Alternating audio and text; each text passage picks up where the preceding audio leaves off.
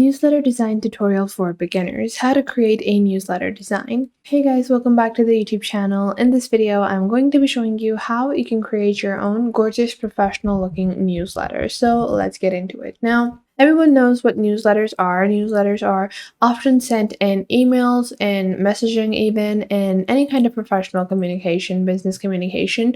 You are going to send newsletters to your customers or your client. You can even send newsletters to your family members.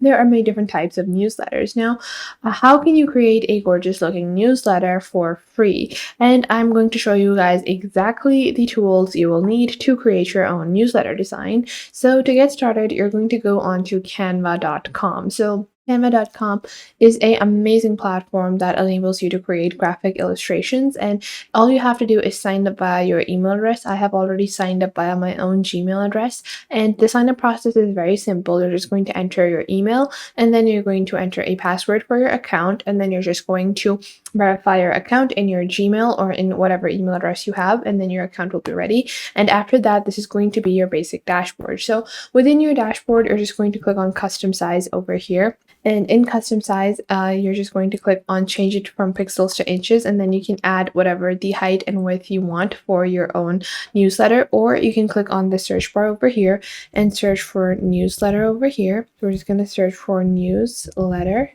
And now you can see over here, the standard size for a newsletter is going to be 21 by 29.7, and the standard email newsletter is also the same size. So you can click on it over here, and this will give you many different templates that you can get started with. So you can see on Canva, when there is this crown logo on the bottom left of any of these templates, it means that it is only available on the pro version of Canva.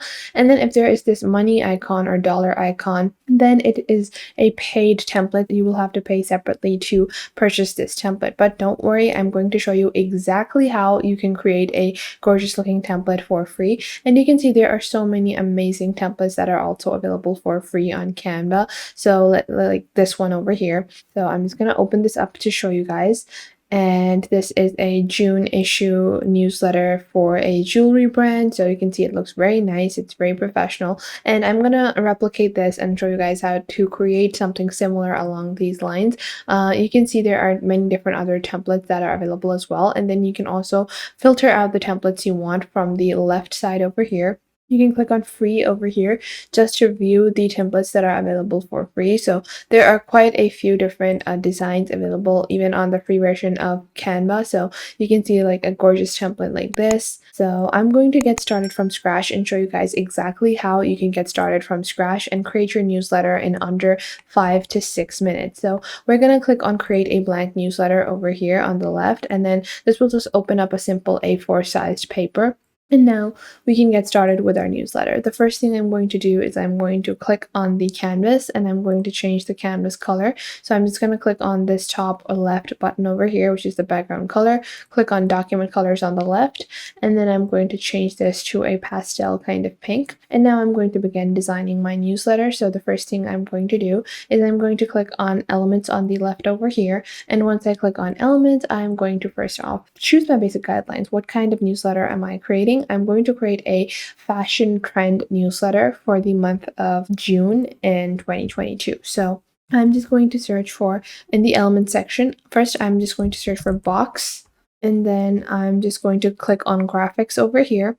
And you can see there are quite a few different boxes. So I'm just going to click on this one, and then I'm going to click on see all, and then I'm going to click on this one instead. What you basically do is, like, when you find the element that you like, and if you want to look for something similar, you can just click on the element, and then you can click on the magic recommendations below it. You have see all, and then you can click on see all, and this will enable you to browse similar illustrations.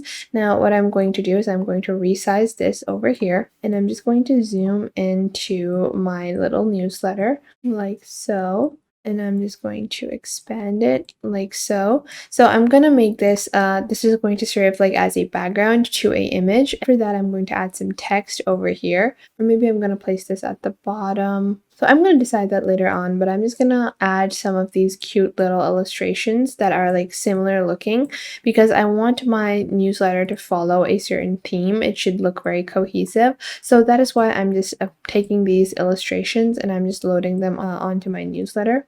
And now after that, what I'm going to do is I'm going to place this one on the center of my page. And then I'm going to click on text over here on the left. And then you can use any of the simple text, or you can use one of these font combinations to save time. And I'm just going to use one of the font combos. I'm going to use this one. And I'm just going to place this. I'm going to delete the bottom text. And then I'm going to rename this into, or just June fashion trends. I don't have to write that it is a newsletter. And I'm going to place it right at the top over here. And I'm just going to resize this. And I'm going to recenter the illustration to be at the center of page. And then I'm going to recenter the text as well. And now after that, I'm going to click on the text. I'm going to click on effects on the top right, and then I'm going to click on splice. And then I'm just going to add a splice effect. And then I'm going to also click on the color of the text. And then I'm going to change this into a brown beige kind of color, or a deep pink maybe. I think I'm going to go with the brown beige. I think this looks nice. And now after I have done that, what I'm going to do is I'm going to click on the element section, and maybe if I find that I want something a bit more straight, I'm going to add this one, this graphic illustration instead, because I find that that one is like a bit too much. Maybe I want something a bit simpler.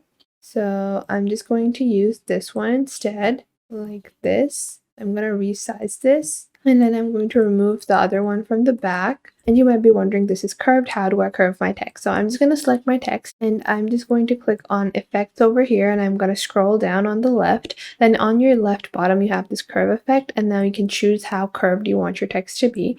So we're just going to curve our text and place it at the center.